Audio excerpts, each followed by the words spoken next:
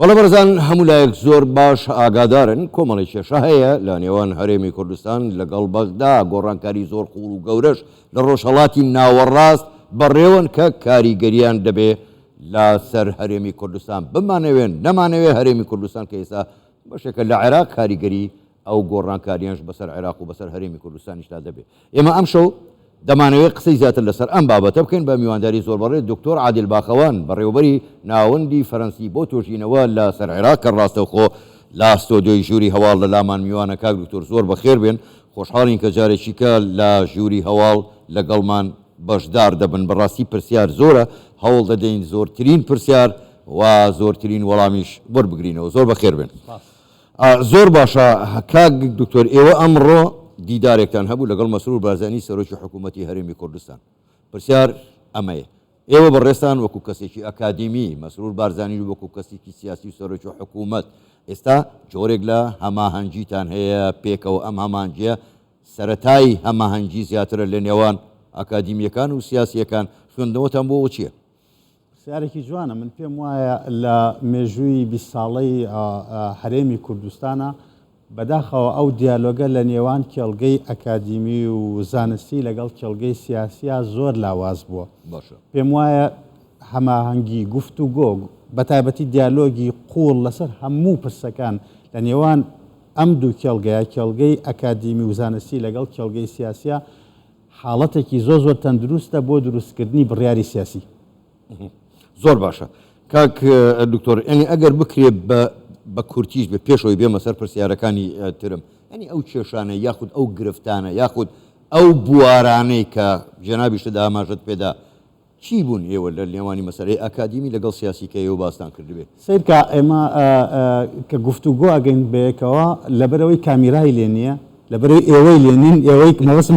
ئەەکەی سوارنیە بەوەسم ڕۆژنامەنووسی لێ ئازادتر قسە ئازادی یەکەم ئازادی دووهەمیش لەبەرەوەی دیالۆگێکە لە نێوان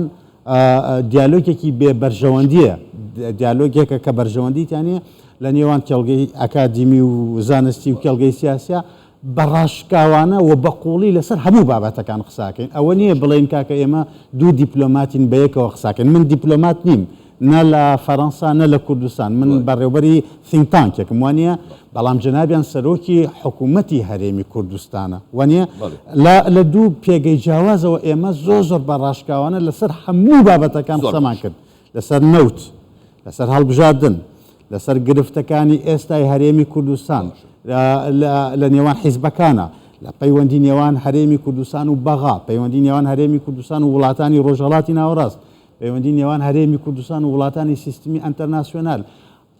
چارەسەر بۆ هەموو ئەم گرفتانە و ڕەگوڕیشەی گرفتەکان لەکوێن چۆن مامەڵایان لەگەڵا بکرێت چۆن سیستمی سیاسی مامەڵایان لەگەڵاکە چۆن ئەکادیمیێت و علمێت و زانست مامەڵایان لەگەڵاکە و تێکەڵکردنی ئەم دیالۆگی نێوان ئەم دوو دنیاە باش شتێکت پێ بڵم زۆر دەوڵەمەنە پێت خۆشە نهێنێکت پێ بڵێم بەڵێ فەرموو بەتەکید هەندێک کەس ئەزانی چۆن کە لە دوورەوەن هەمیشە بڕیاری مسبق بڕیاری پێشینیان هەیە ڕاستە خەڵکێک پێیان وایە کە جەنابی سەرۆکی حکوومەتی هەرێمی کوردستان قورسە بۆ دیالۆگکردن لەگەڵی بەڵام با من یەک ڕاستیت پێ بڵم ئەمە یەکێک ئەم دوانیۆڕۆی کە من دیالۆگم لەگەڵ جەنابیان کرد چەندین جاریش دیالۆگم لەگەڵا کردووە بەس ئێستا دیالۆگێکی زیاتر لە سەعاتی کە لەگەڵ ینی بەو پەڕی ڕاشکاویەوە ئێمە گفتوگۆمان کردووە بەیەکەوە بە پێشەوانەوە هەست بە مرتاحبوون و ئیرتیاحێکی تەواوەکەیت لەوەی کە بەو پەڕی ئازادیەوە توانانی گفتوگۆ بکەیت لەگەڵ کەسێک کە لە لووتکەی حکوومەتێکە ئەمە ینی گرنگە کە ڕۆشنبیرانی ئێمە کرانەوەیکی زۆر گەورە هەبوو لەوێ ئەمە بڵام گرنگە کە کێڵگەی زانستی و کێڵگەی ڕۆشنبیری و کێڵگەی ئەکادیمی ئێمە تێبگەن کە زۆر هەڵەن ئەگەر بێت و لەسەر بڕیاری مسبق گوتارەکانیان دروست بکەن پێم خۆش بوو ئەو ڕوونکردنەوەی دەستە خۆش بەجا من دێمە سەر پرسیارەکانمان کاک عادل بە خۆت دەزانی ینی ئەوەی چاوەڕوان دەکرا گۆڕانکاری گەورەی دموکراسی لە ڕۆژهەڵاتی ناوەڕاست بێتە پێشەوە ئەوە نەکرا ئێستا بەعکسەوە جارێککە داخران هێشتنەوەی ئەو حکوومەتانی کە تا ڕادێک دیکتاتۆر بن یان نا ئەمە لایەکەوتە سووریا دەگەڕێتەوە ناو کۆمکاری عەرەبی سعودیە و ئێران با سپۆنسەری چین ڕێکەوتن و باڵێۆزخانە دەگوازنەوە لیان لە بینی هەلولایاندا باشە کاریگەریەکانی ڕۆژهەڵاتی ناوەڕاست گۆڕانکاریەکانی ڕۆژهەڵاتی ناوەڕاست لەسەر هەرێمی کوردستان بۆ خۆ دەزانی ئێمە دەوڵەت نین چی دەبێت ئەو یەکێک بوو لەو تەوەرانەی کە ئێمە بە تەفسیل باسمان کرد بە تەفسیل باسمان کرد و جەنابی سەرۆکی حکوومەتی هەرێمی کوردستان کۆمەڵێک تێزی گرنگی هەیە لەسەر ئەو گۆڕانکاریانەی کە بەڕێوەن هیچ گومانێک نییە لەوەی کە ڕۆژهەڵاتی ناوەڕاستی 2023 هەرگیز ڕۆژهەڵاتی ناوەڕاستی 2013 نییە ڕۆژهەڵاتی 2013 ڕۆژهەڵاتی 2023 نەبوو ئێمە بە سێ چرکە تێپەڕن چرکەی 2023 کە بریتە لە چرکەی ئەمریکی کە ئێوێ ڕۆژهەڵات بگۆڕێ بەڵام شکستێنێ چرکەی 2013 بەهاری عەرەبی کە دەست پێکا لە 2011 بۆ 13 ئەویش هەر شکست ئەێنێ چونکە 10 ساڵ دواتر چیمان هەبوو جەنگی ناوخۆ لە یەمەن جەنگی ناوخۆ لە سووریا زیاتر لە 1,200,000 کەس کوژراون لە یەمەن و لە سووریا وەنیە لە لیبیا دەوڵەتت هەڵوەشایەوە وڵاتانی ترش ئەتوانم باس پێویست ناکە بڕێن ئەمەوێ بڵم ئەو چرکە ساتە شکستی هێنا ئێستا لە ساتە وەختێکی مێژووی زۆر گەوران کە پێوترێ پاکسی ئێران و سعودی بە هاوبەشی چاینا ئەم پاکسە نوێیە بە بۆچوونی من ڕۆژهەڵاتی ناوەڕاست ئەگۆڕێ و هەرێمی کوردستانش ئەکەوێتە بەردەم ئەو گۆڕانکاریانە زۆر باشە کار عادیل بابێ لەسەر گۆڕانکاریەکان یاخود کێشەکانی نێوان هەرێم و بەغدا بۆ خۆ دەزانی کۆمەڵی ڕێکەوتن کراوە تا حکوومەتی سوودانی دەست بەکار بۆ هاتوتە سەرکار پێ دوایە ینی پرسیارەکە ئەمەیە پێ دوایە عێراق پابەندی ئەو بەڵێنانەیە یاخود ئەو ڕێکەوتنانەی دەبێت لەگەڵ هەرێمی کوردستان سەرکە با ئێمە لە بەڵگەنەویستی یەکەمەوە دەست پێ بکەین بەڵگەنەویستی یەکەم ئەوەیە حکوومەتی هەرێمی کوردستان هەموو ئەرکەکانی خۆی بەرامبەر بەغا جێبەجێ کردووە هەموو ئەو داواکاریانەی کە کۆمەلگای نێودەوڵەتی هەیبوو لە حکوومەتی هەرێمی کوردستان منوەکو بێگومان من وتەبێژی حکوومەتی هەرێمی کوردستان نیم دووبارەیەکەمەوە من دیپلۆمات نیم بەڵام ئەوەیە من وەکو چاودێرێکی بابەتی باشتر دەیبینی تۆ لە دەرەوەی پرۆسەکەی چاکترێ بینی ئەوەی کە کۆمەلگای نێودەوڵەتی داوای لە حکوومەتی هەرێمی کوردستانە کرد ئەوەی بەغا داوای لە حکوومەتی هەرێمی کوردستانە کرد حکوومەتی هەرێمی کوردستان هەموو ئەرکەکانی بەرامبەر بەغا بەرامبەر عێراق جێبەجێ کردووە ئێستا کاتی ئیمتیحانە گەورەکەیە ئێستا کاتی تاقیکردنەوە گەورەکەی ئایا بەغداد و حکوومەتی بەغداد جددیە لە مامەڵەکردن لەگەڵ هەرێمی کوردستانە ئایا بەغداد لەم تاقیکردنەوەی دەرەچێت چونکە با پێت بڵم بەغداش لەژێر چاودێری کۆمەلگای نێودەوڵەتیە ئەگەر تا دوێنێ بەغداد کۆمەڵی گرفتی گەورەی بۆ هەرێمی کوردستان دروست کردبێ لەسەر پرسی بودجە لەسەر پرسی نەوت لەسەر غاز لەسەر ئیدارەکردنی ئابووری و کۆمەڵی پرسیتر ئێستا هەرێمی کوردستان هیچ یەکێک لەو عوزرانەی لە دەستی بەغا نەهێشتوێتەوە ئەبێ ئێمە چاوەڕوانی ئەوە بکەین بزانین ئایا بەغا جددیە بە پێی بۆچوونی من ئەگەر بۆچوونی منتەوێ بەغا زۆر جددیە تا ئێستا لەسەر ئاستی گوتار بەڵام بەغا لەسەر ئاستی پراکتیک تا ئێستا ناتوانانی تۆ حکمی ئەو جددیەتە یعنی جددیەتی پراکتیکی لەسەر ئاستی لە ئاستی جددیەتی گوتارەکەیانێ بۆیە بە بۆچوونی من زۆر گرنگە کە ئێمە بە وردی هەرێمی کوردستان کاتێکاڵێم ئێمە مەبەستم هەرێمی کوردستانە بە وردی چاودێری گوتاری بەغدا نەکا بەڵکو چاودێری کردداری بەغداد بکە باش کاک عادیلیان ئێمە دوو پرسیاری بەڕاستی هێنایە پێشەوە یەکێکیان چارەسەرکردنی کێشەکانی ناوخۆی هەرێمی کوردستانە بمانەوێت نەمانەوێت هەرێمی کوردستان کێشەی سیاسی هەیە و ئێمەش لە بەردەم هەڵبژاردنێکدەن کە دەبێت ئەم ساڵ بکرێ ئەنجام بدرێ ئەگەر ئەنجام نەدرێ مزداقیەتی هەرێمی کوردستان لە ڕووی دیموکراسی لە ڕووی پراکتیکەوە لە ڕووی هەرێمایەتی ئەوسا جیهانیشەوە دەکەوێتە ژێر پرسیارەوە من ڕاشکاوانە وەڵام خۆشە ڕاشکاوانە وەڵامی ئەو پرسیارت بدەمەوە دوور لە بە شێوەیەکی زۆر بابەتیانە ینی بە شێوەیەکی بەرپرسیارانە بەرپرسیارانی یعنی چی ینی تۆ کیانێکی دەستوریت هەیە کە پێوترێ هەرێمی کوردستان بەڵام ئەم کیانە کۆمەڵێک ئەرکی لەسەر شانە یەکێک لەو ئەرکانە بریتە لە چوارچێوە یاساییەکان یەگەشتی ئێمە بۆچی جیهان ڕێزمان لێ ئەگرێت تا ئێستا ڕێزی لێگرتوین چونکە ئێمە توانیمانە لە کۆمەڵێک سنووری زۆر فراوانە ڕێز لە چوارچێوە یاساییەکانی خۆمان بگرین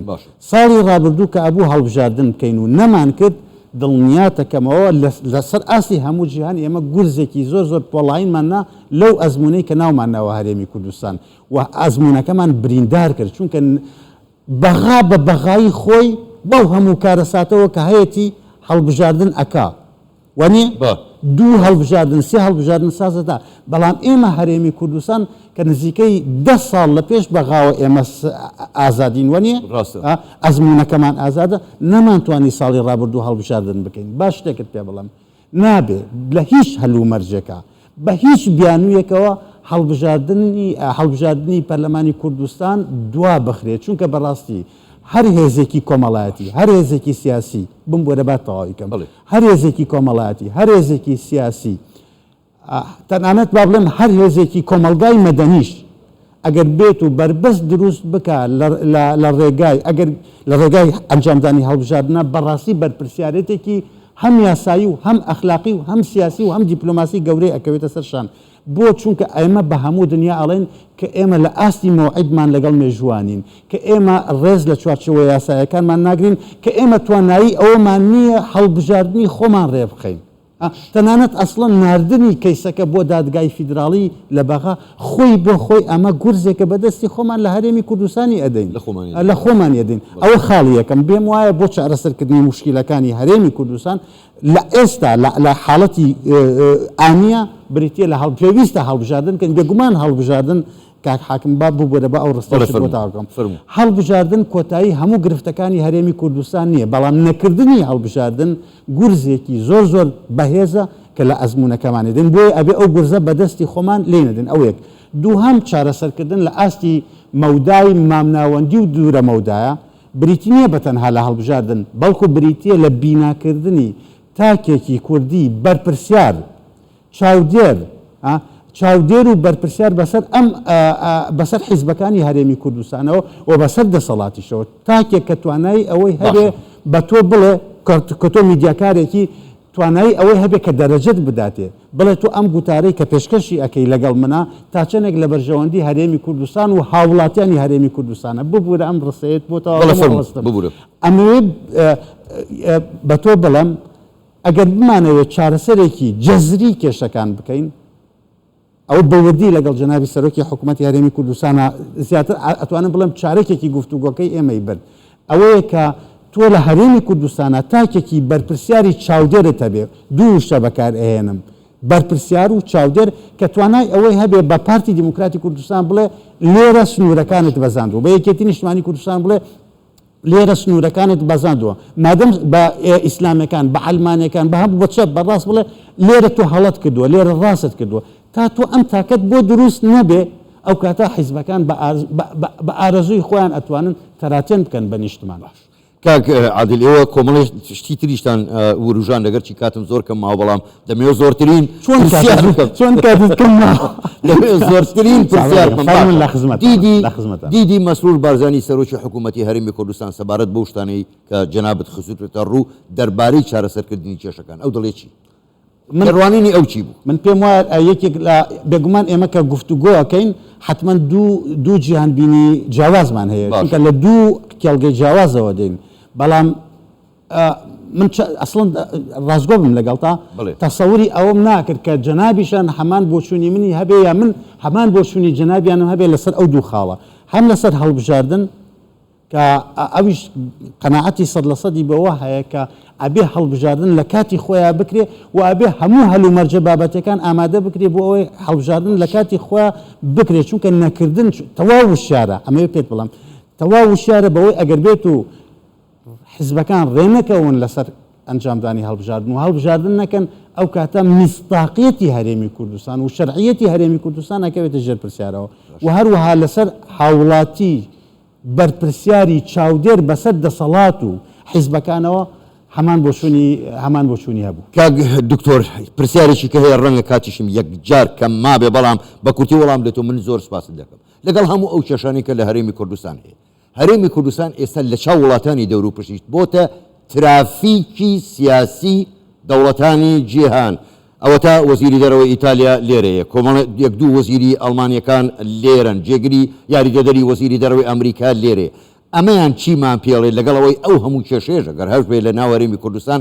ئەمە خوێندنەوەتان بۆ ئەمەیان شارکە ئەگەر ئێمە بە شێوەیەکی بابەتی بخوێنینەوە هەرچەند تۆ کاتت کەم ماوە ئەبێ منیش بە دوو ڕستە وەڵام کاتم هەر ئەوەندێ ئەبێ منیش بە دوو ڕستە وەڵامت بەمەوە ئەوەیە بێگومان ئێمە لە عێراقین لە عێراقا وڵاتانی سیستمی ئینتەرناسیۆنال بەرژەوەندی خۆیان هەیە ڕاستە بەشێکی زۆری بەرژەوەندەکانیان لە بەغایە بەشێکی زۆری بەرژەوەندەکانیان لە هەولێرە ئەوان کە دێن بۆ هەولێر لەبەر چاوی کاڵی کورد نایەن لەبەر ئەوە نایەن کە کورد جوانە نازانم دۆستی مرۆڤ ئازادی هەیە نازانم هەموو ئەمانە ڕەنگە ڕاست بن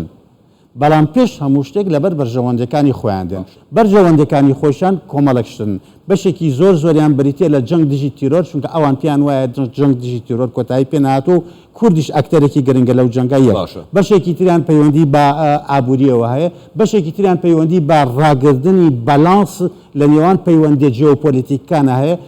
لێتان شارمەوە بەشێکی هەرە گەورەشی پەیوەندی بەوە هەیە کە ئێستا ڕێکەوتنی ئێران و سعودێ دەستکاری ڕۆژهەڵاتی ناوەڕاستەکە ئەوانش بە دوای بەرژەوەندەکانی خۆیان نەگەڕێن و پێیان وایە کە هەرێمی کوردستان ئەکرێت ڕۆڵێکی کاریگەری هەبێ لەو کاک عادل لەگەرچی من وتم دوا پرسیار بەڵام بدەم بۆ سەر نەوت بمبورە هیوادارم برادران لێم عاجز نەبن پاش بڕیارەکەی دادگای پاریس و ڕێکەوتنی هەرێمی کوردستان لەگەڵ بەغدا بۆچی تا ئێستا نەوتە ناردە ناکرێتەوە بۆچی ئەم ڕێکەوتنە جێبەجێ نابێت خرە و پرسیارێکی زۆر گرنگە و پەیوەندی بە هەموو خەڵکی کوردستانەوە هەیە بەڵام بە کورتی وەڵامتە باش فەرموو بۆ نەوت ناڕاتە دەرەوە هەرێمی کوردستان هەموو ئەرکەکانی خۆی جێبەجێ کردو بەرامبەر بەغا چواری چوار ڕێکەوتنامێکی لەگەڵ بەغایە واژوو کردووە وانە نەوتیش تا ئێستا ناڕاتە دەرەوە کە نەوت ناڕاتە دەرەوە بەرپرسیاری یەکەم لە نەناردنە دەرەوەی نەوت بێ هیچ دوو دڵێک حکوومەتی بەغایە چونکە ئەگەر حکوومەتی بەغا نەوت نەنێرێتە دەرەوە ئەوە بەلایکەمەوە زیانێکی زۆر گەورە لە ئابووری عێراقەدات وانە ئەو کاتە ناچارە نزیکەی 900 ملیار دینار ماگانە بنێرێ بۆ هەرێمی کوردستان بەڵام بۆ نەوت ناڕات من پێم وایە کە بەغا تا ئێستا بە شێوەیەکی جدی نهاتۆتە پێشەوە لە بەرامبەر ئەم پرسە کاتێک ئەو ڕستەیەت پێڵم شەیتان لە تەفاسیلەکان هەیە بەڵام تۆ کاتیەوەت نییە کە بڕۆینە ناو تەفاسیلەکان هەڵا کاک عادل لەگەرچی پرسیار زۆر بوو هیوادارم یعنی لە دەرفەتێکی تردا بتوانین بە تێر و تەسەلی لەسەر هەموو ئەو بابەتەنە لەگەڵ جەنابتانە قسە بکەین من سوپاسی دەکەم زۆر بەڕێز دکتۆر عادل باخەوان بەڕێوەبەری ناوەندی فەرەنسی بۆ توێژینەوە لەسەر عێراق گەلێک سوپاس بۆ بەشداریکردنتان لەگەڵمان لەم گەشتەی ژووری هەواڵ سوپاس بۆیەوە شەوتان باش